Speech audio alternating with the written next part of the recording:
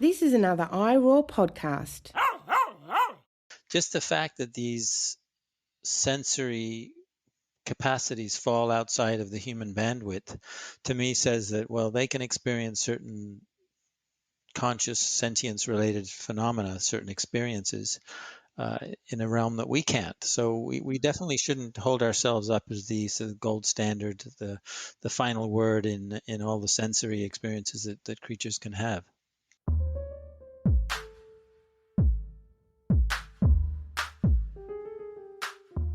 Welcome back to the Animal Turn, everybody. This is Season 2, Episode 8. In this season, we are focused in on concepts pertaining to animals and experience, and in this episode, I'm talking to Jonathan Balcombe about the concept of shoalmates. Jonathan is a biologist with a PhD in ethology, which, as we've learned from earlier in the season, is the study of animals and behavior. He has taught courses in animal behavior and sentience for the Verdus Graduate Institute and the Humane Society University. He has 2 upcoming books, one called Superfly, focused in on the lives of flies, and the other a children's story book about a boy and a fish. His published books include Pleasurable Kingdom, Second Nature, The Exultant Ark, and What a Fish Knows. We're going to be talking quite a bit today about this last book. It is a New York Best Time seller and is now available in 15 languages. And I have to say that it is an extraordinary book to read. It's extremely captivating, and almost every single page left me gobsmacked. The details about not only how fish experience the world, but the absolute variety of experiences they have is just extremely noteworthy, and everybody should read it. So far in the season, we have perhaps been a bit too mammal-biased in our consideration of how animals experience the world. And in this episode, Jonathan reminds us that fish, or fishes rather, deserve such consideration too. Our concept and focus is shoalmates. This concept works to highlight how fish are social animals, but that they also have a variety and complexity of relations to them too. I hope that you enjoy learning about fish, the variety of experiences they have, and perhaps asking yourself how we could be better shoalmates too. Hi, Jonathan. Welcome to the Animal Turn. Thank you so much for joining me. Good to be here, Claudia. I was thrilled when you agreed to do the interview. I actually immediately went out and bought both, 2 of your books, one Pleasurable Kingdom and the other What a Fish Knows. And I'm about halfway through What a Fish Knows, and it's just brilliant. Thank you so much for the work you do.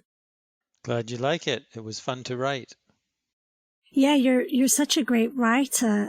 I had Carl Safina and Catherine Gillespie on early on in the season too, and they're also just fantastic writers. All 3 of you somehow managed to meld both scientific knowledge and anecdotal stories in a way that really just brings animals' lives to the forefront. What got you interested in animals and animal studies? Well, it starts to have a keen interest in animals themselves, and that's nothing new for me. Ever since my earliest memory, I've been completely infatuated with anything to do with animals, so writing about them is really exciting and fun. And science is taking such an interest in animals now in a way that they weren't in much of the last century. Scientists are asking questions about what animals think and feel, which is very exciting and overdue. There was a period in the late 1800s when there was an interest in that, and then science kind of went to sleep on those kinds of questions. So there's a lot of really rich, interesting information to find in the scientific literature. And now with the internet, you sit on one's laptop in a coffee shop or in one's den at home or where have you, and access most of this useful information. It also helps to reach out to scientists and to interview them, and I do a lot of that for my books as well. Yeah, and it's wonderful. Could you maybe tell us a little bit about your backstory? What did you study, and how did you come to be an author? Well, I knew I wanted to help animals in my career. There's a lot of problems with our human relationship with animals, and so by the time I was in graduate school in biology, I knew that's kind of what I wanted to focus on. And towards the end of about an 8-year stint with the Humane Society of the United States, my then supervisor said, "Why don't you write a sort of a detailed scholarly manifesto about the use of animals in education, which is what I was doing at the time. I'd been working on that for many years. So I put that together, and it was a scholarly kind of thing, but it was kind of book length, and it made me realize I could write books, and it's something that I really liked doing. So it was a couple of years, I guess it was just a year after that book came out, that I had the inspiration for what turned out to be the book you mentioned, Pleasurable Kingdom, and that got me rolling. And I really, it's become the most important and enjoyable part of my professional work. Yeah, it sounds amazing. Early on in the season, I spoke to Mark Beckhoff about the concept of cognitive ecology, and he explained, everything it involves and how it involves observations. But you've developed is it Pleasure Kingdom or Pleasurable Kingdom? Pleasurable Kingdom. Pleasurable Kingdom. Did you develop the concept of hedonistic ecology in that book? I would say not. I've heard that term before, and it's a nice, scholarly term. Although I think most people might not recognize what it means, or many people might not. But it's my hope that that book helped to stimulate more thinking about and study of the positive side of animals' lives. One of the reasons I wrote that book was that so much of how we think about and talk about animals is in the negative. Their capacity to feel pain and to suffer. Very important, of course, that be discussed. But so many experiments and studies done on animals use punishment as a way to, such as restricting food to make them motivated to do the kinds of tests that the scientists want to do on them, instead of offering them rewards, which has gradually become more and more done. But just generally, our scientific interactions with animals have been negative, and our perspective about their lives has been negative. If you turn on the TV for nature documentaries today, you still generally see a lot about the struggle for life, a battle for survival, competition, and I'm not denying that these trials and tribulations happen for wild animals, but also there's an enormous amount of leisure at certain times for certain animals, but certainly pleasure. I think nature proceeds by, and evolution proceeds by rewarding animals for what is useful behavior, for what behaviors that tend to promote survival. So, yeah, I try to push forward that point repeatedly in that book, Pleasurable Kingdom, and a later pictorial book called The Exultant Ark, which kind of presents these kinds of phenomena in a more visual fashion. So it's so would hedonistic ecology be kind of the practice of trying to observe how animals enjoy life? Exactly. Yeah. And there's so many ways that they can enjoy life. Some of the most basic things that animals need to do to be successful, quote unquote, in their lives. I mean, to stay alive is to get food. Of course, we know we find food very rewarding. The taste of it, the smell of it, the experience of consuming it. Why should we think differently for other animals? Finding shelter. If you're cold, it feels good to get warm. If you're hot, it feels good to get cool. And animals will bask in the sun. They'll lie on cool rocks in the morning. If it's hot, they will, seek water to cool down in, or find safe places. They will build dens. And I just want to add that that's a really critical aspect of it too. Is performing work. Is meaningful for animals. To build a nest if you're a bird, yes, there's a lot of instincts at play, but there's also a lot of consciousness going on there. And I just realized I just mentioned the word play, which is another very important aspect of animals learning and becoming effective adults. Play serves that purpose, but the animals are not thinking about Darwinian fitness and evolutionary benefits when they do that. I don't think they are. My guess is that they are simply playing because it feels fun. It feels fun to do, just as we do it for that reason as well. Even as you're speaking here, I'm smiling because you're talking about animals laying on something that's cool when they're hot, and I smile because I can relate. As you say, we know what that relief feels like, and we also smile when we see animals in our lives doing these things. Somehow, I guess the extent to which we can really know what's going on. People always say, well, how can you really know? But there is an intuitive kind of feeling of connectedness when you do something fun together, like play.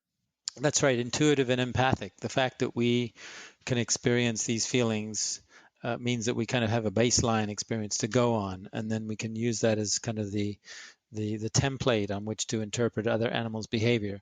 It is, of course, an ongoing challenge in studying animals that we cannot completely bridge the gap of privacy, the fact that another individual's experience is separate from ours. It's private in the sense that we can't get inside their heads and can't get inside their bodies. Well, that applies across the board, including within other members of our own species. Of course, we have the benefit of being able to verbalize our experiences and report them verbally, and we're more ready to accept that. And I think we should be more ready to accept that, even though one can lie and one can try and deceive.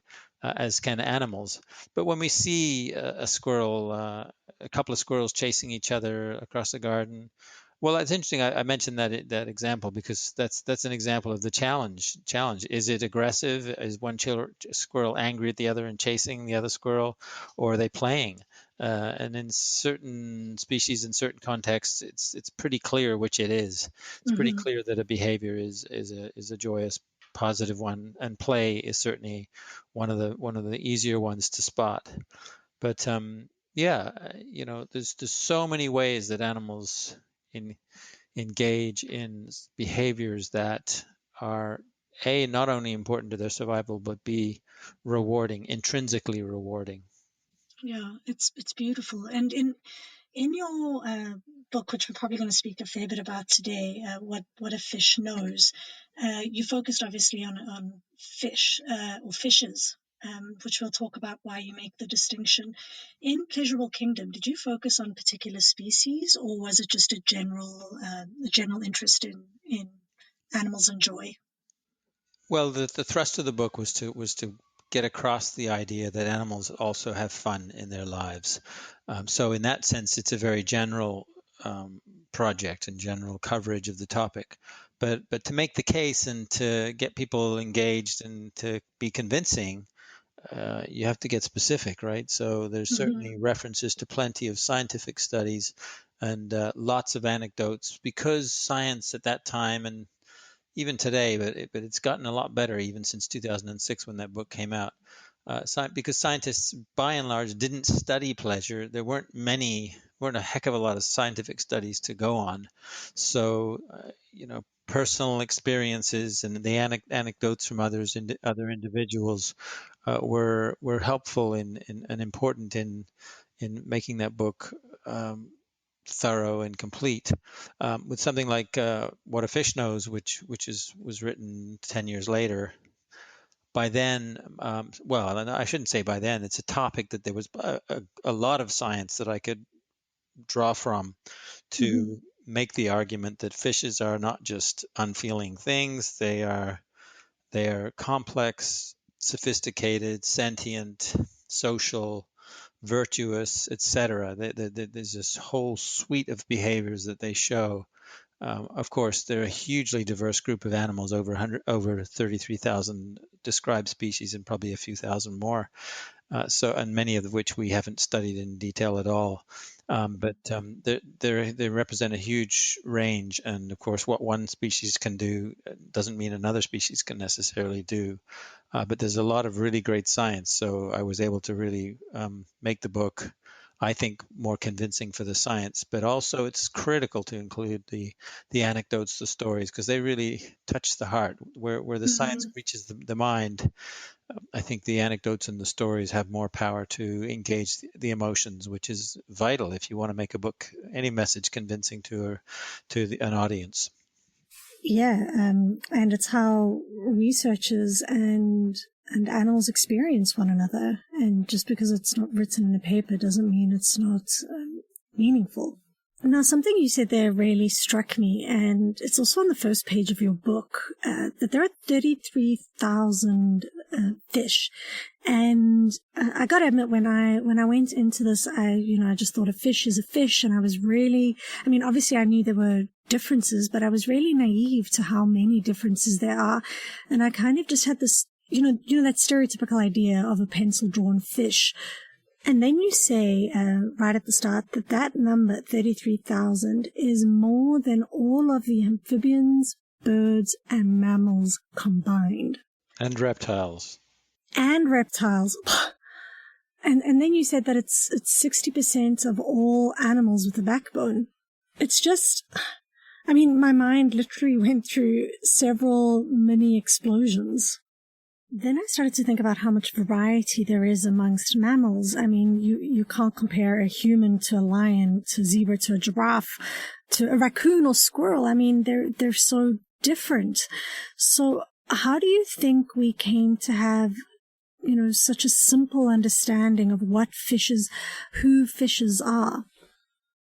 Well, there's a lot that could be said about that. My own pet theory is that we've been relatively alienated from fishes more than any of the other vertebrates, because all those other ones you just listed live on land and breathe air. We can hear them, we can see them in a day-to-day basis, whereas fishes, you can look out over an ocean, a lake, a river, what have you, and there may be tens of thousands within inches of that surface, and yet we miss them, we don't see them, we don't notice them. And it's only in the last half century, with the advent of scuba gear and underwater cinematography and the like, that we have been able to delve into their lives in a more sort of much more personal, intimate level. So the alienation also comes from not just being able, not just having a difficulty to tune into them, but also the fact that they have. There was a point I was going to make, and it just completely flew out of my head. Okay, I think I'm remembering now. The fact that they don't blink, we don't hear their sounds. I have to put it that way because they're not silent. Many species make lots of different sounds.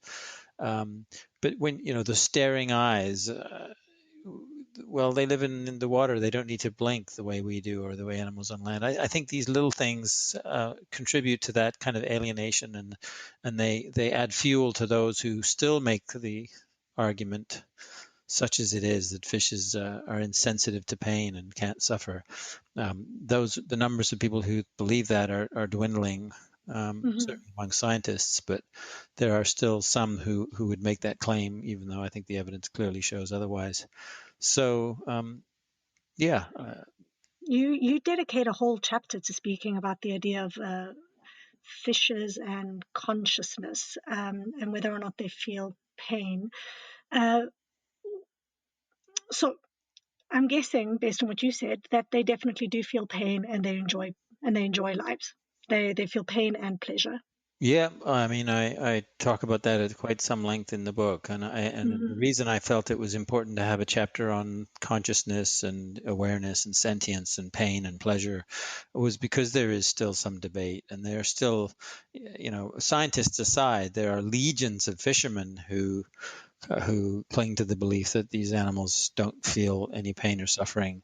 If it tweaks the conscience of what they do. If you're going to start believing that they are suffering and feeling pain, it makes it a little tougher to justify catching and killing them the way we do, which are methods that they exist for convenience, not for ethical efforts to minimize their pain and suffering, unfortunately. So when we start to actually view and understand their lives and their experiences in a more meaningful way, and it becomes more common knowledge, that potentially this could have real world implications for how human and fish relations. Well, one hopes. There's always a gap between the realization of the knowledge and the scientific information that shows that animals are capable of certain things, and then the change in our behavior. There's a lot of other forces at work, right? So, fishes are killed in huge, vast numbers, astronomical numbers, because we want to eat them. And it's one thing to realize that they may be feeling pain and suffering, but for people to change their eating habits is another thing entirely. So Yeah, it's incredibly thorny and prickly when you start to speak about people's food and how we eat.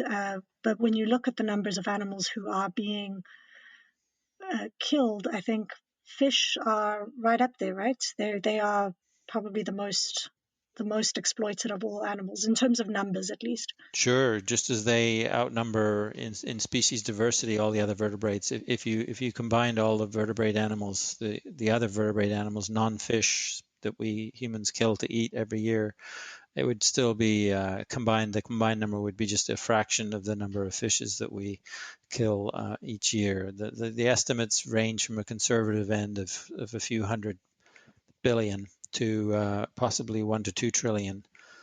And because it's difficult to estimate the numbers, because the data kept by the organizations that track these data are by weight and not by individuals.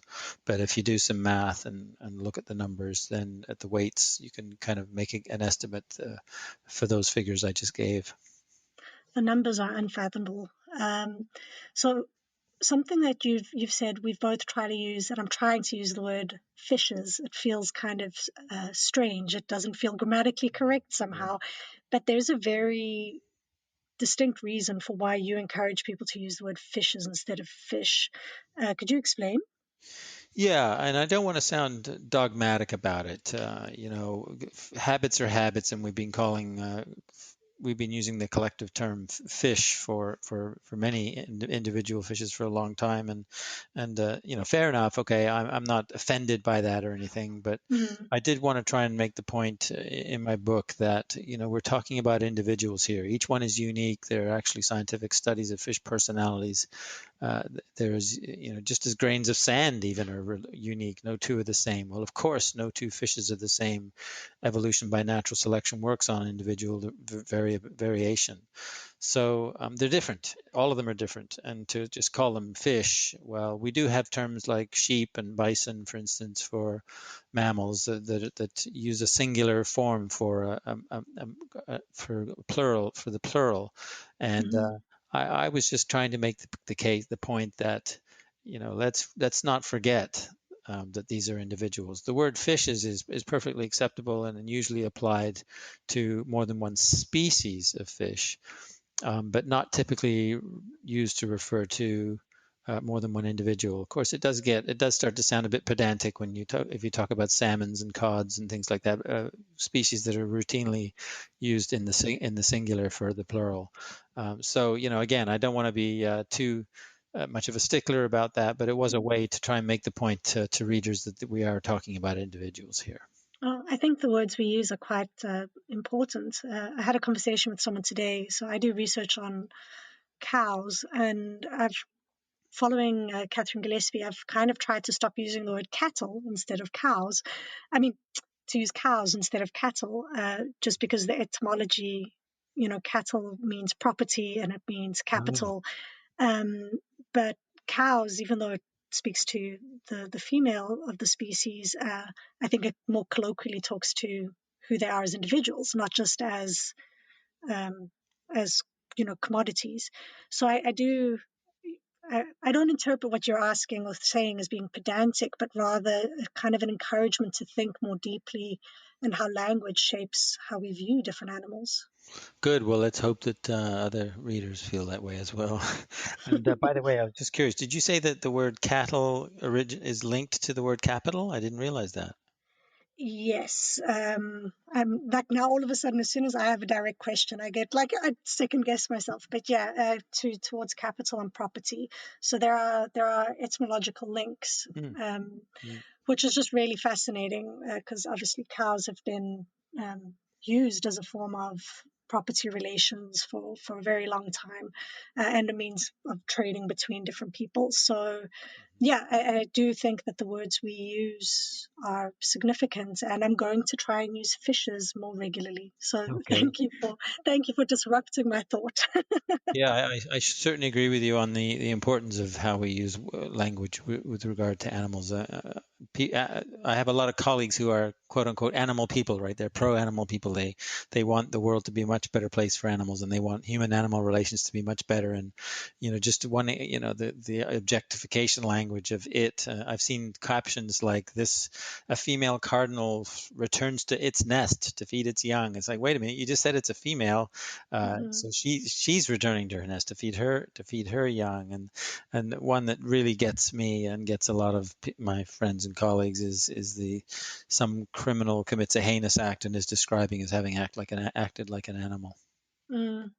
I mean, that's a very we've touched on it in some episodes. It's obviously a very historically loaded concept, and it's a very challenging concept for different groups of people. That's been used as a way. It's both offensive to groups of people and to animals. But to be called an animal shouldn't be a slur, but it obviously has been called because we are animals. But it's a really hard conversation to have just because of how the concept's been used historically. Yeah, indeed. If we could make a switch now to the focus of the show today, which is looking at the concept of shoalmates. So I was doing a bit of reading about this morning, and in the lead up to today's interview, I had no idea that a shoal and a school of fish are different to one another. Could you explain the difference?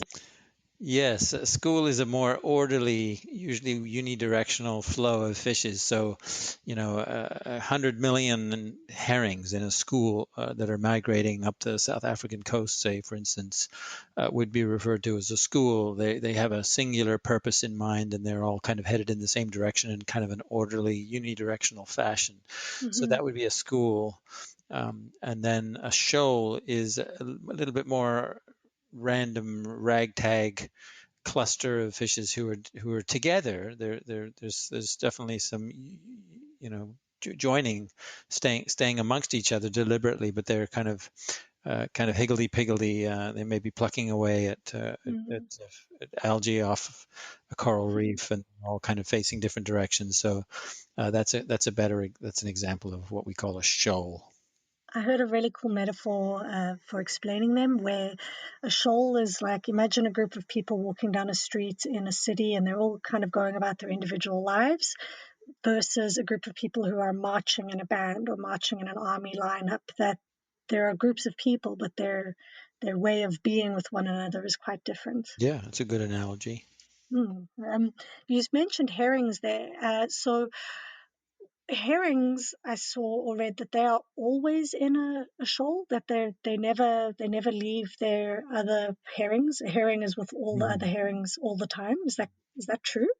I don't actually, I've never thought about it really. I'm trying to think of any example of herrings who, when they're not swimming in a cohesive fashion in a school, as we say. And on the top of my head, I think, yeah, it does sound like perhaps they are always in schools. By the same token, they have to mate and spawn. And I would think that during that period of their yearly existence, that they are not swimming in one direction, that they are breaking off into pairs and doing the whole spawning thing on the coastlines where they do that. I've seen aerial images of the aftermath of spawning of some of the most abundant species, such as herring and anchovies and menhaden and the like.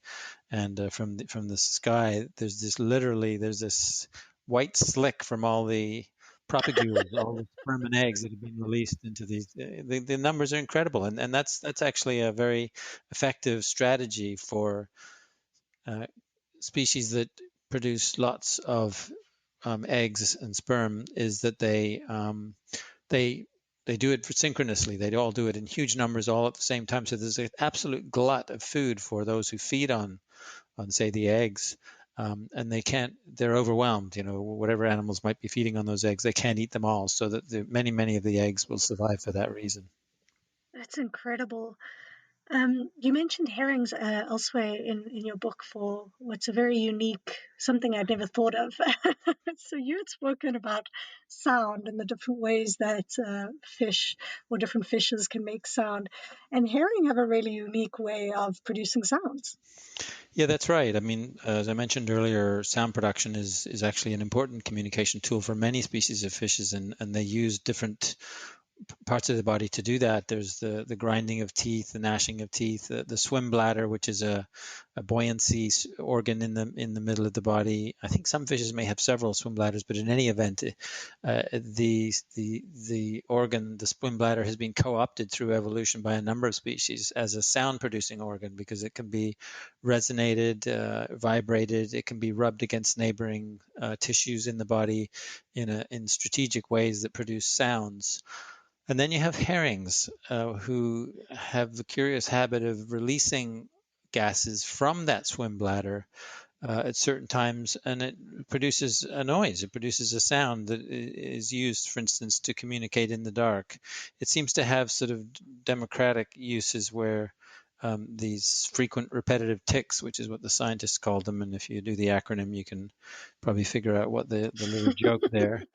These herring farts, for want of a better term, uh, they allow the fish to be more strategic in their cohesiveness and their ability to make decisions during nighttime when they don't want to be in certain parts of the water where predators may lurk. This is sort of one of the functions that this unusual form of communication seems to serve. And why do you think looking at and paying such close attention to sounds and smells and different senses? The theme of this season is looking at experience. And we've spoken about how important, thinking about animals' bodies is for looking at and understanding their experiences. But you focus in on particular senses as a way of accessing and trying to understand the lives and the worlds of fish. Why do you think that route is so important? Well, I'm really glad you're focusing on the word experience. I think that's really where it's at. That's what makes life worth living. That's what gives color and richness to life. And I mean color in the more broad general sense. Although fishes have superb color vision, or many of them do. Um, the experience is how our senses inform us. That's what experience is, and it's the senses that make that happen. When we talk about sentience, which is a term that unfortunately has yet to sort of come into popular use in society, such an important concept, the capacity to feel and the capacity to have experiences. To be able to feel and have experiences requires some degree of consciousness. I've recently finished writing a book about insects, flies to be exact. It's coming out in a few months. And in that book, I also devote a chapter to a discussion about the evidence for sentience, for the capacity to feel, to have experiences in insects, which is a tougher challenge to make that case than with fishes. But there's some really intriguing science out there. And so it does appear that as science and humanity in general becomes a little bit more informed and open-minded about animals, we're realizing that the realms of experience are much broader than we thought across the swath of life. Sure, there may be life forms, maybe amoebas, bacteria, where there's no experience. Although I've heard of certain people who will even argue that, say, bacteria may have experiences. They certainly can respond to stimuli. So, where do you draw the line? Most scientists draw the line on whether the animal is conscious, and of course, that's not really drawing a line because there's a big debate about where we draw the line on consciousness. But as the great animal rights philosopher Tom Regan used to say, wherever you draw that line, draw it in pencil, because new scientific discoveries are causing us to need to revisit that line again and again and again. Consider octopuses, which are invertebrates. They're mollusks.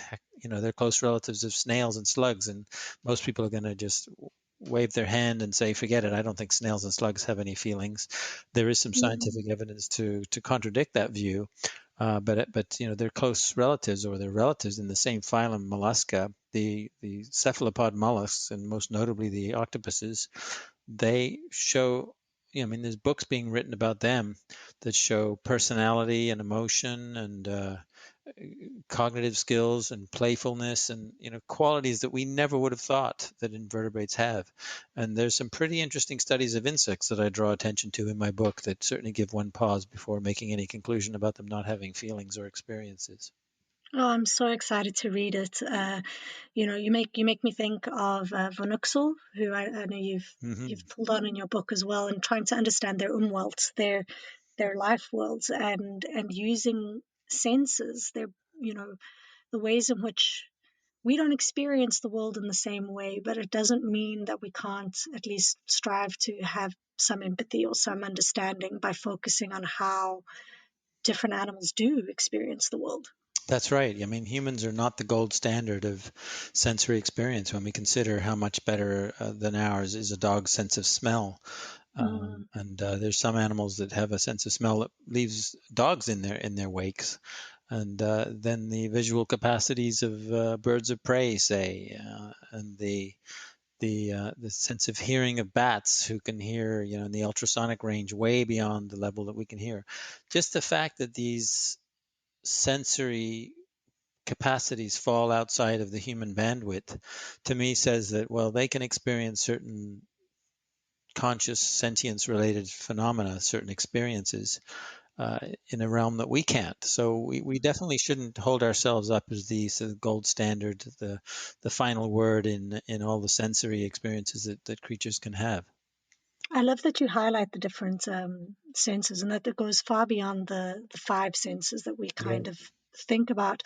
And you delve a bit into that, and you talk about sight and sound and smell and taste, but you also start to speak, which coming back to the idea of shoal and shoalmates, because you spoke about octopus. Oh, I'm getting ahead of myself. The different senses. When you spoke about shoals and thinking about shoalmates, different beings that hang out with one another, a sense that seemed really important in that was what you were calling pressure sensors or lateral lines. Sure, yeah. Fishes, bony fishes, most of them have a lateral line, which is a row of sensitized scales along the midline from front to back. You can see it on a lot of fishes, this line going down the middle on each side that is sensitive to changing water pressures. There's little little whisker-like structure inside a cup at the very micro level of these cells along the lateral line that are very sensitive to changes in water flow and water pressure. So with the lateral line, fishes are able to sense changes in the quality of water and perhaps the presence of another fish, and if it's a predatory fish, really good information to have if it's in the dark, and depending on the context, to move toward or move away from that stimulus. So yeah, it's a really nice example of a sensory capacity that we don't have well developed, that they have very well developed, and it's very useful for them living in an aqueous environment.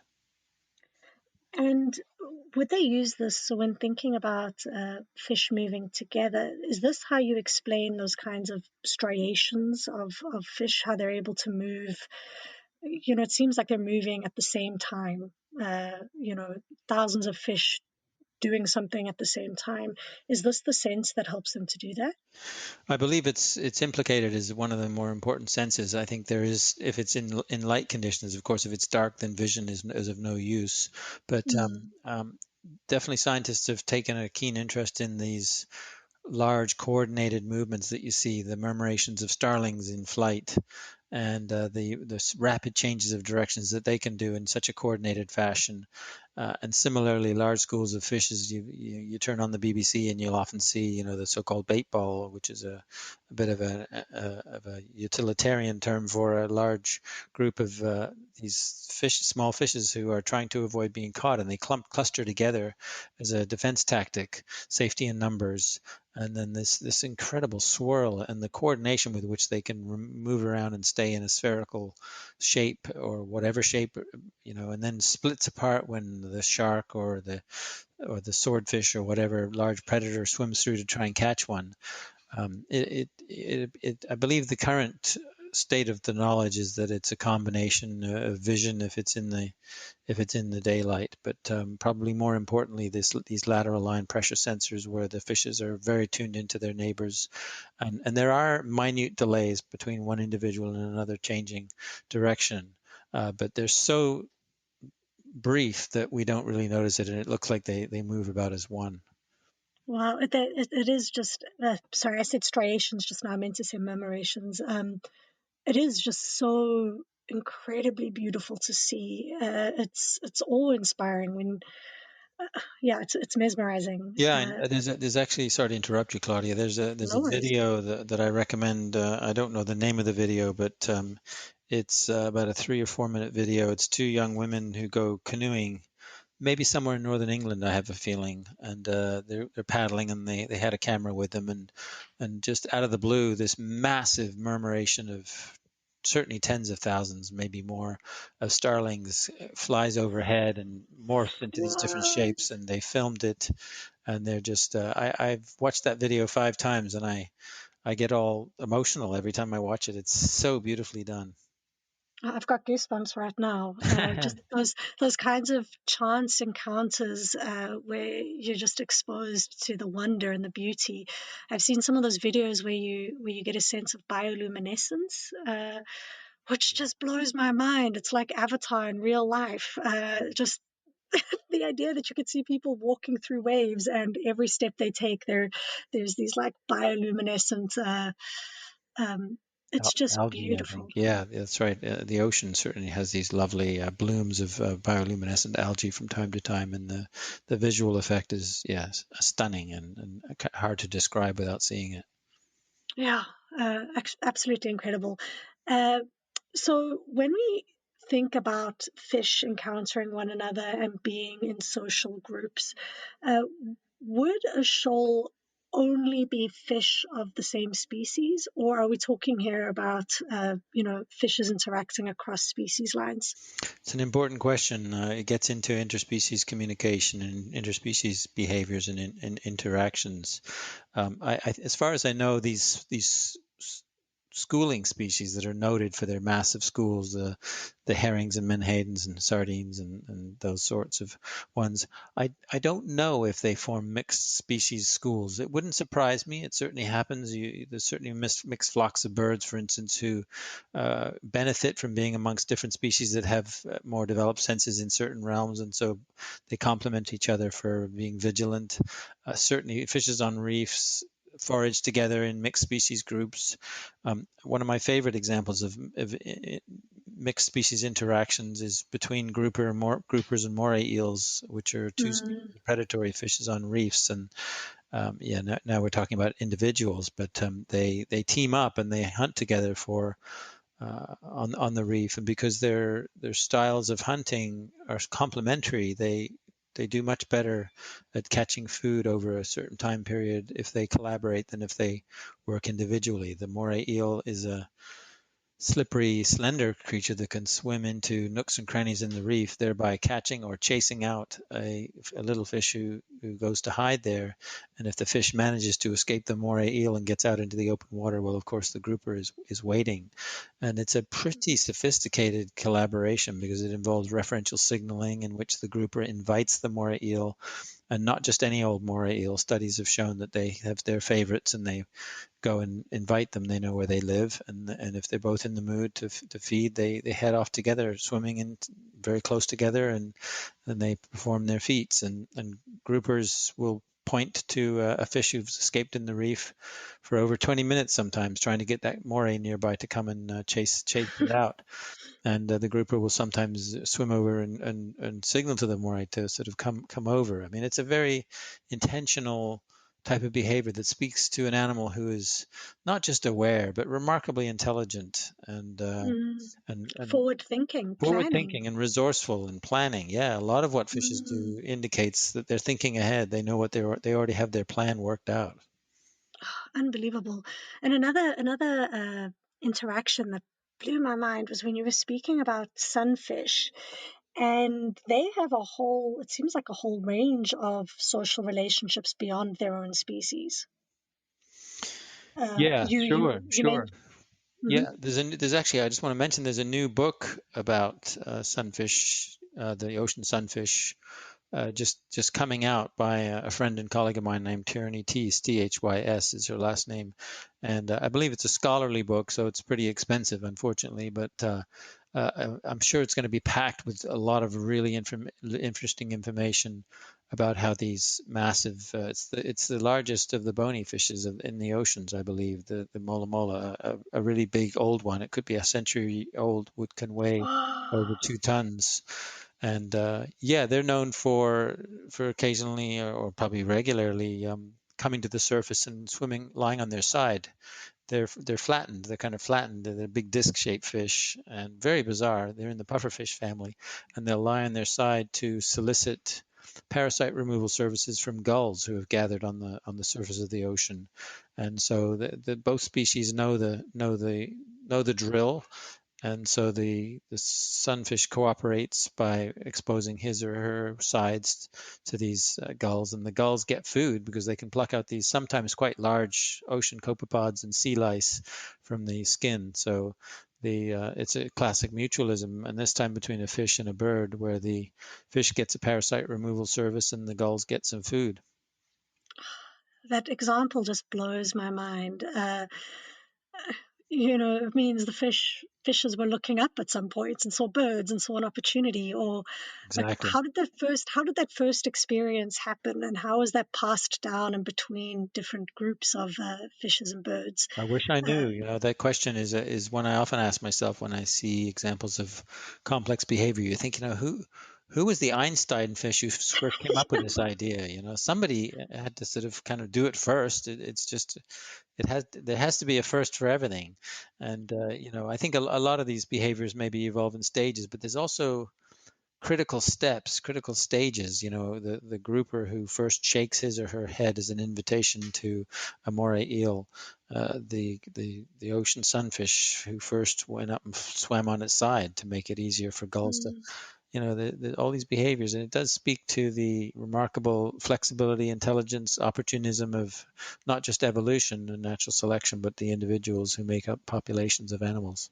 Yeah, because it takes someone to both make a communicative gesture and someone else to receive it and accept it. I think we've all had probably similar experiences with our cats and our dogs who are in our communities, where they do something odd and you're trying to figure it out. You're like, what do you mean by this? What are you trying to tell me? And then you have that moment when it clicks and you're like, aha. And the next time they do X with their body, you know what it means. You start to get a sense of the different looks and and I think, you start to just develop a language between you across species, which is just unbelievable. Yeah, little wonder now that domestic dogs have become, surprisingly only recently, but they've become the darlings of a lot of ethology research on animal social behavior, because we know them so well, we can read their signals so well, and vice versa. They've been living with us for 15,000 or so years, and so there's a very well-developed, intuitive, sensory connection between the two species. Yeah, it's great. So we are clocking, if you can believe it. We're already at 45 minutes. What a great conversation. I just wanted to come back to the concept of shoalmates. So we haven't really spoken about it as a concept per se, which is totally fine. But I just wanted to maybe get into a bit of a philosophical thought experiment with you here. What do you think the value would be of starting to use words like shoalmates to actually think through the experiences of animals? Well, first of all, I think it's a nice little cute phrase, because it links to our expression of soulmates, and so right off the bat, if you can get people chuckling, I think that can be a good way to get them engaged. So I like it for that. I like that it resonates with our term soulmates. But shoalmates implies what a lot of what we've been talking about, which is that fishes recognize each other as individuals. We haven't explicitly talked about that, but I can tell you that science has supported that some fishes recognize humans as individuals, even just by our faces. So Shoalmates requires the concept. If the way I think of it is one individual fish having a particular affinity and connection to another individual fish, and it could be that as simple as fishes teaming up to mate once a year or at some point in their life, and they may be relatively solitary, and certainly large predatory fishes or predatory fishes of many sizes fit that bill, sharks and pelagic predators and what have you. But when I think of the big schooling species such as the herrings and the sardines and such, I think I see pictures of their schools, or I see film of them swimming by in massive, huge numbers, and you think that does any of them know any of the others? Do they sort of stay with a mini shoal or mini school within the school? I don't know, and I don't know if anyone studied that. But you got to figure, the fact that herrings, will stop swimming and they will hang out and they will communicate with gas bubbles released from their swim bladders. You got to figure there's a lot more going on than just I'm just a herring among all these other herring, and the fact that they pair off to mate tells me also there's a lot more going on. So while we may not have as complex a view of those types of species as we do, species like moray eels and groupers and surgeonfishes and what have you. Nevertheless, there's probably a lot more going on than we realize. So would a shoalmate though only be then someone who's engaged in like those big groups like herrings and stuff, or would it also be? Could you call a sunfish and a gull a shoalmate? Could you call the cleaner? Is it called the cleaner wrasse that Yeah. you talk about? And their clients, would they be shoalmates, or is it only those who swim together?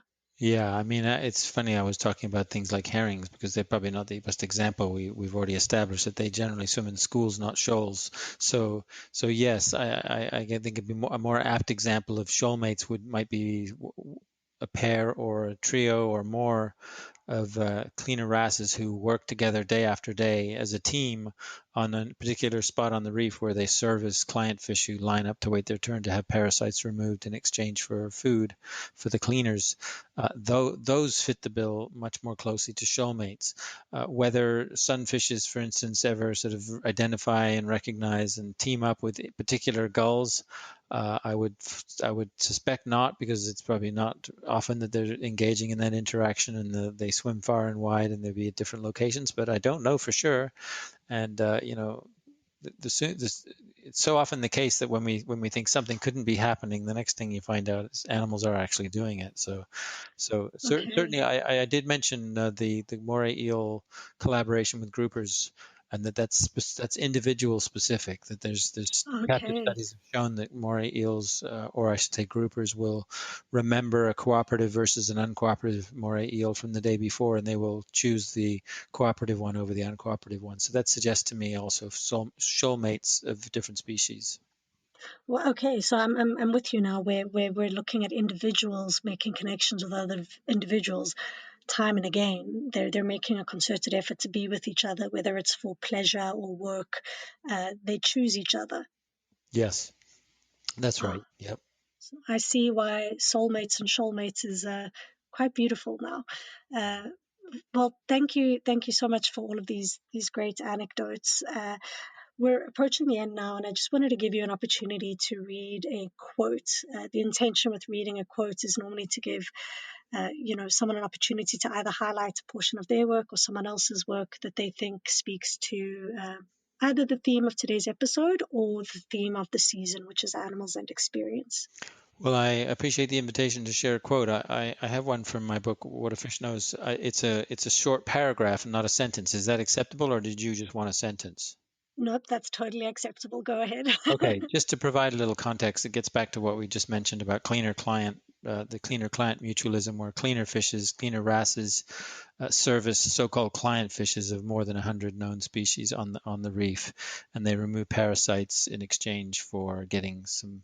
The clients get the spa treatment and the parasite removal service, and the cleaners get food. So this is just one paragraph in one aspect of that.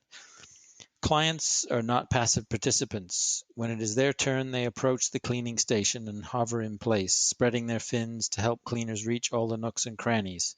Some open their mouths and gill covers to allow the usually much smaller cleaners to enter and exit. A cleaner will sometimes butt her snout against fins and gill covers to signal the client to spread them for inspection. Cleaners also vibrate their ventral fins so that they can tap against the host's body in a signal that says, "Please keep this part of your body still for inspection." What? Yeah, I like that. They're They just they're able described. to tell what? They're able to tell other fish to stay still? Well, that's how we interpret it. That seems to be what they're doing. Yeah, there's no other really clear interpretation for that behavior. Wow, they're amazing. Where do you find these cleaner-ass? Where are they? I think there's a number of different species around the world, but they're pretty widespread. I've seen them snorkeling in Hawaii, and I know they occur in the Red Sea, which is a long way from Hawaii. I'm sure there's some. I'm pretty sure there must be some on the Great Barrier Reef, which is also a huge distance away. So I think they're fairly cosmopolitan. I wouldn't be surprised if they're found on all reefs around the world. I think of reefs as like cities. They are like little cities, and now I'm imagining cleaner-ass going to work each day, and they make their little work teams, and yeah, they're working for a living, and their pay is their food. It's That's a really nice analogy, the city analogy. And some of these cities are megalopolises like the Great Barrier Reef, which is, I forget how long, 2,200 miles or something like that, a very huge swath of reef. And so it is quite a good analogy to compare them to cities. Yeah, and I liked that you brought up work earlier on in the episode, because I do think that it starts to, if we kind of remove the idea of money exchange, I think when you start to look at animals and some of what they do with the lens of work and working with others as shoalmates, it starts to really just illuminate the way you think. You see geese walking from a pond to the grass to go and eat, and they do so together. It's quite clearly a form of work and working together. It's unbelievable. No, it is believable. It's amazing. Yeah, yeah, it's another way that we can relate their daily existence. They may not think of it as work the way we do. They may not be paid a salary the way we are, hopefully, for our work. But in terms of having things on your list that need to get done that day, and going from one place to another to get it done to a better place, say, and coordinating with others of your kind or others of different kinds, there's very strong parallels to the work and careers of Mm. humans and those of other species. And would you say that these are quite like routine when you see fishes engaging in these types of behaviors? Is it, there's a particular time of day, and this is when we do, this is when we do this type of work, or does it seem quite random? In thinking about animals' experiences in shoals, is there structure to the day? Very much so. Very much a lot of routines, which is not to imply necessarily that it's drudgery, but certainly there's structure to the animal's day, depending on the species. The day may vary more, perhaps for predatory fishes when they may go for days without needing to eat, and then they get hungry and they have to have a very different day ahead of them. Hmm. But another relevant concept here is culture, and culture has been shown to exist in fish populations as well. Culture being defined in this case as phenomena, behaviors that are not heritable. They're not passed on through the genes. They're passed on through teaching, through observation, through other social forms during the animal's life. And that's certainly been demonstrated in fishes as well. Last question. Do you have an example of a really great teacher fish? So a fish story that tells us how fishes teach each other. Sure. I mean, I could give an anecdote, or I could give a scientific study. Do you have a preference? Both? Both.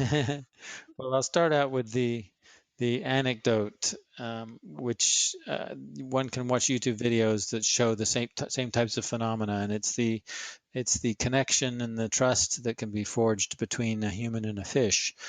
And the one particular example that I relate in my book, although I probably relate more several. In fact, I know I do, but certainly this one was described to me by a woman living in Florida. She's describing her relationship with her discus fish, which is a popular aquarium fish. I don't like to call them aquarium fish, popular for aquarium enthusiasts. I don't want to promote aquariums actually, and there's a new film called the Dark Hobby. I had to remember the film that's all about the aquarium trade and the troubles of that.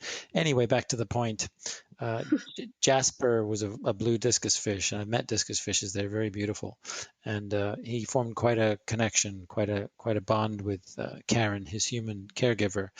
She would go out to work and come home, and when she'd arrive at home, she'd always go straight to the tank and interact with Jasper, who appeared to appreciate that, and they would. She'd move back and forth in front of the tank, and Jasper would swim back and forth rapidly in unison with her.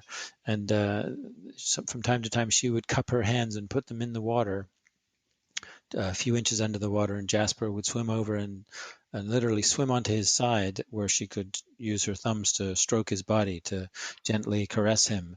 And he clearly liked that. And there's plenty of evidence for fishes really enjoying the power of touch and getting stress relief from that. So it was a really nice connection with them. And of course, it makes it that much harder when they die. Oh, and so Jasper and Karen are shoalmates. That's right. They choose one another. The idea of fish coming for cuddles. Yeah, that's essentially what it is. And you can see film of some captive fishes who trust the human to pick them up out of the water for a few seconds, and while they pet them, and then toss them gently back in, and the fish swims back for more. So the fact that they come back for more tells me that they're enjoying it. The capacity of other animals to trust sometimes also just, you would think that by now they would kind of, I know that there are many that are wary of us and are constantly wary, but the ability for trust to form across species like that, to be able to be lifted out of the water and be caressed and touched and know that you'll be put back in, is just, it actually makes me a bit emotional. It's what a beautiful idea. Yeah, and it would be very easy to study the level, the phenomenon of trust, in the sense that if you take another human who would perform the same behaviors to solicit the interaction, such as cupping the hands and seeing if Jasper swims in. I don't know if Karen ever did that with a friend, but it would be interesting to see how Jasper would have responded to someone else. These things are probable. You can study them, and I don't know what the science would say on that. It'd be interesting to find out. That would be interesting. Do you want to give us your scientific example? Sure, it does actually link to the same thing. It actually links to a behavior in this cleaner-client relations, where client fishes will sometimes pause from their parasite removal and actually caress clients. Cleaner fishes will caress their clients by fluttering their pectoral fins against their skin. It may be a way to mollify clients who are unhappy with some shoddy cleaning treatment, which may include mucus nipping, and that's a whole other part of the relationship that gets Machiavellian. But the particular study I wanted to mention was with surgeon fishes who were stressed by being put in shallow water. They were caught from the Great Barrier Reef and then stressed. You can measure stress by taking a small blood sample from the tail vein, and cortisol levels were very high in these stressed fishes. And then they gave them the opportunity to get stress relief by putting them in a tank with a very realistic model of a cleaner wrasse. One group of fish had the opportunity of getting strokes by swimming next to this cleaner wrasse, because the wrasse was connected to a motor which caused the model to move back and forth in a gentle sweeping motion.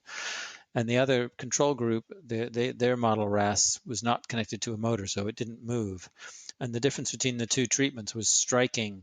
The stressed surgeon fishes who were put in the tank with the mobile wrasse model swam up to it many times during the hour trials, an average of 15 times per hour, and swam next to it so they could get these strokes, and their stress levels markedly dropped during this period.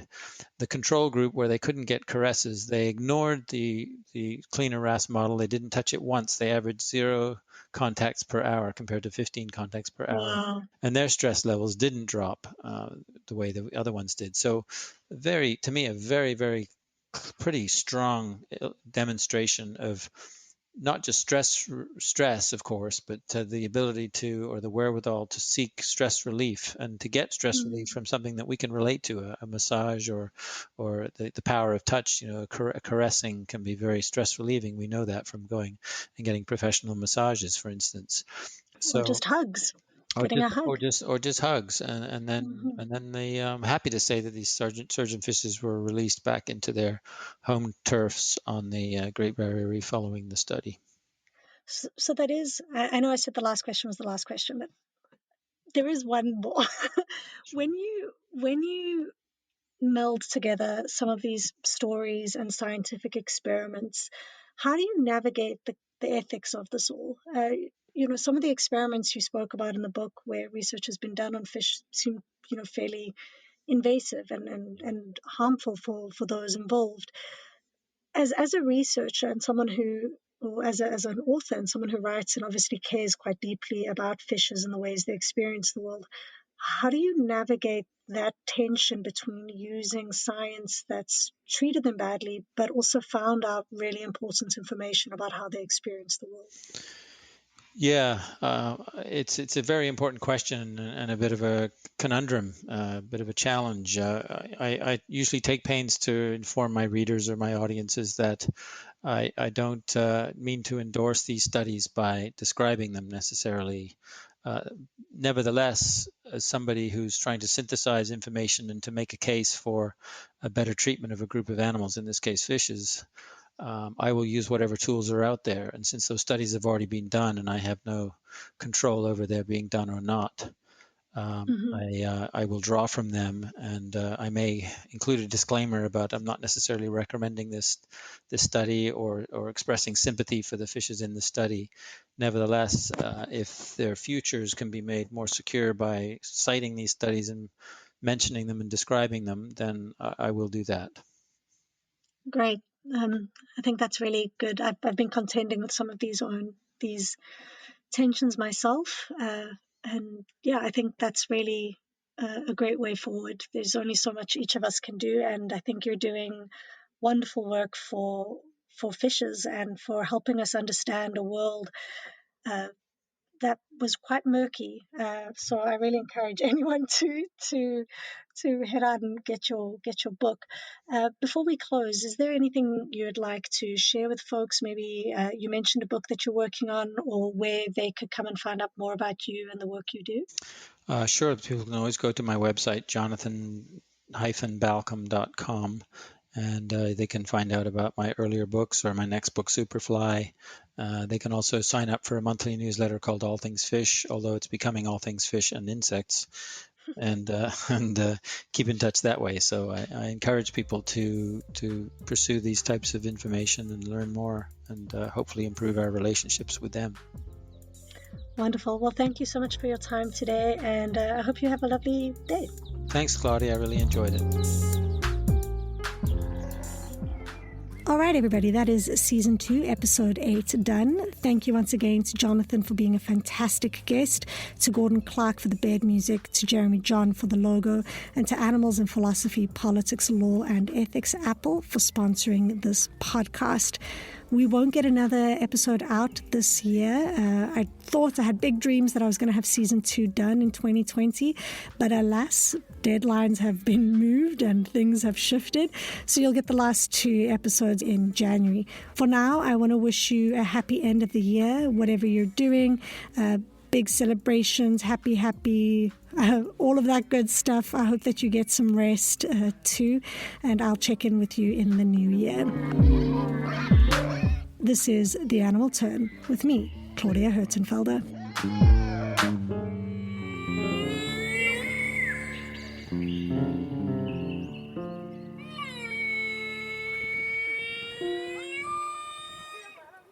For more great iRaw podcasts, visit irawpod.com.